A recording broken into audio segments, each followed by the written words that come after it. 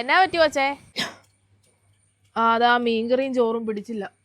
ഓ, ഈ 8ാം മാസമായിട്ടും ഛർദിൽ നിന്നില്ല അല്ലേ? മോളെ, ഇനി അടുത്ത ചെക്കപ്പ് ഇനി എന്നാ? അതിനി അടുത്ത ആഴ്ചയാ.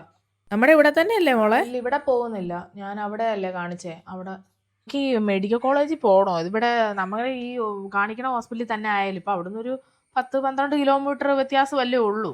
അമ്മ ഇവിടുത്തെ ആശുപത്രി ചോദിച്ചപ്പോഴേ നോർമൽ ആണെങ്കിലും സിസേറിനൊക്കെ ആണെങ്കിൽ ഭയങ്കര പൈസയാ.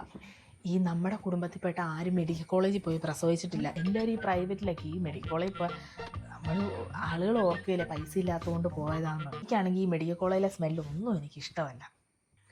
ഞാൻ പ്രസവിക്കാനല്ലേ അമ്മ അവിടെ പോകുന്നേ, അല്ലാതെ പ്രസവിച്ച് കൊച്ചിനെയും കൊണ്ട് ആജീവനാന്തം അവിടെ കിടക്കുമല്ലോ.